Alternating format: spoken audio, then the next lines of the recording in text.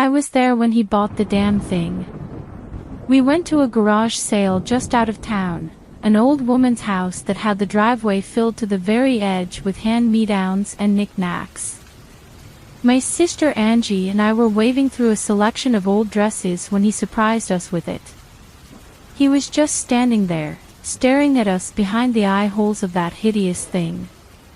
I'll never forget that 1,000-yard stare, coupled with those unsettling lips and wispy strands of hair. I nearly jumped out of my skin, and my sister screamed, one that drew the attention of everyone else browsing the drive. It was just a prank, something Tom was known for, but there was something so awful about that mask. It looked like a human face. "You're such a dick," Angie said, flailing at his chest. He laughed for a second, extending his arms and acting like a zombie, cheesy moans and all. He kept laughing as he pulled it off, the stretch of the thin rubber elongating the nose and cheeks. "I'm sorry. I couldn't resist. I mean, look at this thing," Tom said as he hugged her around the waist playfully, holding it out for her to see. She was flustered and holding back tears, but she tried to play it off. "Thanks. I hate it," Angie said, pushing it away. I knew then she really didn't like it. Angie was sensitive to pranks like that. Even when we were kids she would bawl every time I would hide somewhere and scare her, crying long after our parents would comfort her. It was something that stuck with her even into our college years. Angie hated to be scared. Tom stopped laughing, sensing he had clearly hit a nerve. "All right, babe, I'm sorry." "Sorry, okay. I'll put it back," he said, attempting to soothe her with a caress on her cheek. One she didn't give into until after he tossed it back in the box he found it in. It rolled sloppily over some old VHS tapes, coming to a flattened halt on its side. The empty eye holes stared innocently at Angie, and she shuddered as they went back to browsing. The mask seemed to have a personality of its own. It was fucking creepy, plain and simple. I knew the thing was going to be a problem, so as they walked away I tried to hide it. I covered it up with another box, one filled with weathered basketballs and old tennis rackets. Tom was smart, even going to college to be a doctor. But he was a natural prankster. If he found it again, he wouldn't be able to stop himself from buying it. Not long after, we concluded our day at the garage sale. We got a pretty good haul. I found a few old sweaters that would look good with some shoes I had, and Angie got a pair of platform boots, as well as an old vinyl of Purple Rain. Tom got a haul of his own, clutching an old paper grocery filled with jeans and a 90s version of the Coaster. Together we left the garage sale and headed back to town. I drove, and Angie sat up front with me. Tom sat in the back seat, rifling through his bag to inspect the jeans he bought, mumbling something like, "You have to pay to get them like this now." We drove for a while, taking back roads on our return to town so we could enjoy the sun and the weather. Things had gotten so busy as we got older, it was nice to just drive around like we did when we were teenagers. Looking back, I wish I had taken more time to enjoy Angie's company, and make more effort to hang out outside of work. By the time we got to town, we decided we would grab something to eat. We pulled into a burger place, intending to get some food and eat outside. As I swung into a parking spot, Angie unbuckled her seatbelt and swiveled in her seat. I saw it coming in the rearview mirror, but it was too late. The scream that followed could have woken the dead. Tom was sitting perfectly still in the back seat. Stretched across his face was the mask from the garage sale. Angie ran out of the car, screaming bloody murder. Tom took the mask off immediately and threw his hands up in surrender, but Angie was inconsolable. I didn't actually buy it, it was just there in the bag. I don't know how it came with me, I swear. You saw me buy my stuff. I didn't buy it. I didn't even know where it was. I don't know why I put it on. I just thought I'd get you one more time. I'm sorry. I don't know why I did it. Tom pleaded his case, but ultimately it was his fault for buying it, even more so for putting it back on. I didn't actually see him buy it, but he was smart enough to figure out a way to hide it. In the end, I was the only one to calm her down. Sprinkling some of that older sister charm, in the midst of the shitty looks I gave Tom. He gave me the mask, and I threw it in the trash. I told him I'd kill him if he scared my sister like that again. He apologized several times, most of which fell on deaf ears. He said the same thing over and over again. I promise I'll never put the mask on again. It's gone, okay? It's over. I promise. I could hear the sincerity in his voice. He understood he fucked up. But all I could see was the unsettling look of his eyes behind the mask in the rearview mirror. I wasn't easily scared, but there was just something not right about that mask. It made me think of a woman's face. Angie came around, eventually. Tom paid for our meals in an attempt to make amends, but it was pretty clear he was in the doghouse for the rest of the day. We ate our food in silence, Angie sniffling while she chewed her cheeseburger. Tom tried joking and turning on the charm. It worked a little bit, but you could tell she was still wounded over the ordeal.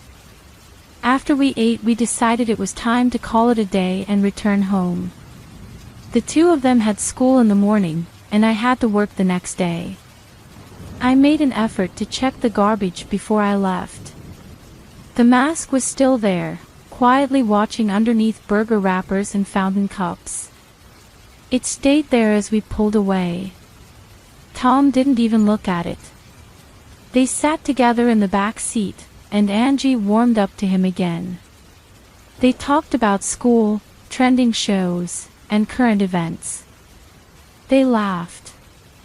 Tom was funny when he wanted to be, and he could be really sweet when he wasn't fucking around. I don't think I'd ever fully forgive him for the second scare. You don't quite forget something like that. Before I got to the campus, they were sweet on each other again, and I had to tell them to get a room. They laughed a little. It seemed like they had gotten past it. Tom's dorm was a couple miles away, and my sister's apartment was only a couple blocks down the road from there. It was dusk by the time I dropped them off.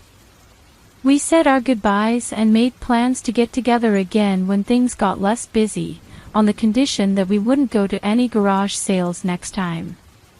On the way home I thought of that horrible mask, and how bad it had scared Angie. There was something about it that I just couldn't shake.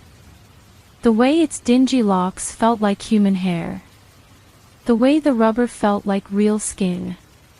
Even as I dozed off to some Netflix, I couldn't get the image out of my head. It made me want to drive back to that burger joint, dig it out of the trash and set it on fire. In the middle of the night, I woke to the sound of my phone going off. Through the fog of sleep I checked the time. It was shortly after 2 a.m. Angie was calling me. I answered immediately, thinking something was wrong.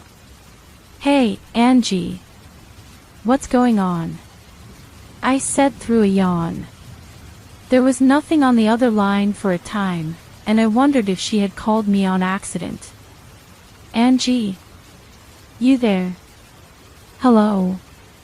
The only response was rapid breathing, like someone was running in the background. "Hello? Angie, you there?" She hung up. I immediately called back. The phone just rang on the other end, over and over until her voicemail picked it up. I left a message telling her I was worried, and for her to call back. I was just about to set the phone down and go back to sleep when I realized I had some unseen notifications. Like a lot of them. Angie had texted me several times, more and more frequently leading up to her call. "Hey, you up? I know it's stupid, but I keep thinking about that mask. You guys threw it away, right? Right?"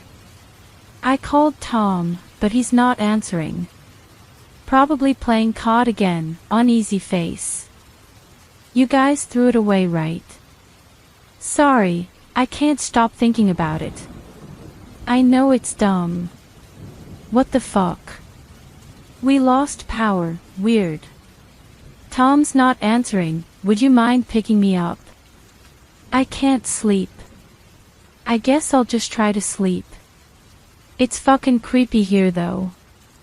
I think there's someone in my apartment. Oh God." The last text was an attachment, an image that hadn't downloaded yet.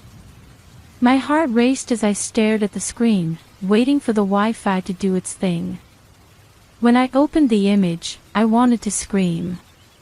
The picture looked like her living room, the center of it illuminated by the flash of her phone's camera. Tom was sitting on the couch in the dark, staring blankly at the turned-off television. He was only wearing a t-shirt and boxers, his feet covered in dirt. Stretched over his head was that horrible mask. I called Angie again, and when she didn't pick up, I called the police. I reported a break-in, and started getting dressed to head over there myself. By the time I arrived, the entire apartment complex was lit up. 4 squad cars, a fire truck, and an ambulance. No sign of Angie or Tom. Neither of them answered the phone. People were standing outside in their pajamas, looking terrified, pointing their fingers. I had to push past the group to see, and when I did, I felt a knot forming in my throat. Everyone was looking at the same thing, despite the policeman's efforts to keep them back. The stairs leading to Angie's apartment were covered in blood, a trail that continued onto the sidewalk and into the grass.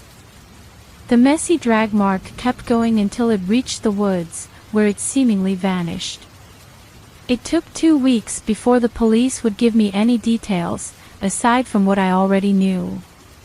They can't really explain what happened, they don't really have a straight answer. There's obvious suspicion of foul play, but there's no witnesses. With the power being out, there's no eyewitness statement on what unfolded. They suspect the blood spatter started in the bedroom, but there's no murder weapon to clarify exactly what happened. There's dozens of handprints on the sheets, stained in blood. All Angie's, because they're simply too small for a man's hands. There were muddy footprints all over her apartment, but only in adult males.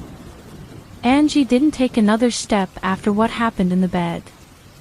They searched the woods for her, but the trail went cold immediately. No blood after the drag mark, nothing. Like they just disappeared. Tom didn't have a car. That night, he had left his phone, wallet, and dorm key on his nightstand. They said they'll keep me updated, but I can see it in their eyes. They have nothing. It's already over. I went back to that burger joint where we tossed the mask and went through the garbage. I checked the bin we tossed it in, even cut open every bag in the dumpster behind the building. The mask wasn't there. I went to the old woman's house and questioned her about the mask she sold us, but she had no idea what I was talking about. She remembered us quite clearly, but she said she never sold us a mask. She never had one in the first place. Both Angie and Tom were never seen again. Their disappearance and the cause have shaken our little town to its core. I don't understand. Nobody seems to understand. The news can speculate, people can form their theories, but it doesn't really matter. The lack of reasoning behind this isn't what keeps me up at night. It's not the fact that the trail goes cold. It's not the fact that we combed the woods and found nothing. It's not the fact that the burger joint was 3.5 miles away from the dorms and her apartment. It's a little detail in the police report, one that was left out of the press. Tom's muddy footprints were all over the crime scene. Up the apartment stairs, heavy imprints outside the door before they let themselves in. They led from the front door to the couch, where he sat in the same spot of the picture Angie sent me. A single path leads to the bedroom, presumably following her to the bedroom where she ran in fear. The mud tracks don't follow her to the bed, though. They go up the wall, and onto the ceiling, where they stop. Directly above her bed. In the exact spot I see them now.